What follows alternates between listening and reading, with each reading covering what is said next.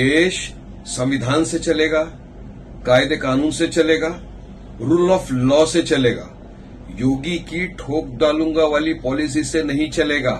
ये प्योर असंवैधानिक है, जिसका नतीजा देखिए क्या हुआ। आज उत्तर प्रदेश के अंदर फिर 2 जन का एनकाउंटर, 2 जन के पैर में गोली मार दी। अब यही आशंका जताई थी कल, जो वीडियो वायरल है सब तरफ, जो रुखसार नाम की एक महिला है, जो सरफराज की बहन है, उसने एक वीडियो निकाला। उसमें उसने कहा है कि 4:30 बजे यूपी की एसटीएफ हमारे घर आई, वहां से मेरे पिता अब्दुल हामिद साहब को, मेरे भाई सरफराज को और फहीम को उठा के ले गई। अब उनको कहां ले गई, किधर ले गई, किसकी कस्टडी में वो है, किस हाल में, कुछ किसी को पता नहीं है। उन्होंने रिक्वेस्ट किया देश के प्रधानमंत्री को, योगी आदित्यनाथ जी को, कि भाई आप इंश्योर करिए कि इनके हत्या ना हो जाए, हमको डर लग रहा है कि कुछ इनके साथ गलत हो सकता है।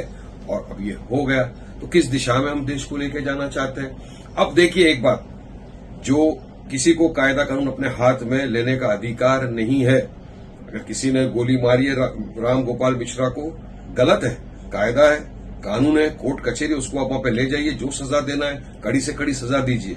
मगर इसका मतलब ये नहीं कि आप कायदे कानून का पालन नहीं करें, अपने हाथ में ले ले कायदे को। अब उनका आप क्या करेंगे, जो रास्ते पे निकल गए थे डंडा लेकर, लोगों की दुकानों को जला दिया, मकानों को जला दिया, वो भी तो दंगाई थे।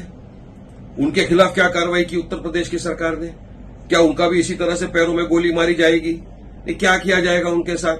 मतलब ये देखा ये जा रहा है कि उत्तर प्रदेश के अंदर कानून व्यवस्था तो एकदम खत्म हो चुकी है, जंगल राज चल गया।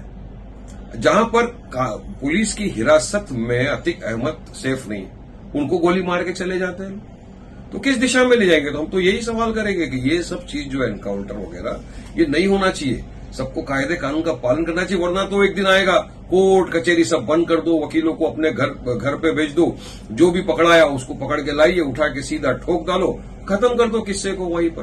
तो ये तो जंगल राज है, बनाना रिपब्लिक है क्या? इसलिए मेरा बोलना है कि देश को संविधान से चलना है और संविधान का पालन सबको करना पड़ेगा।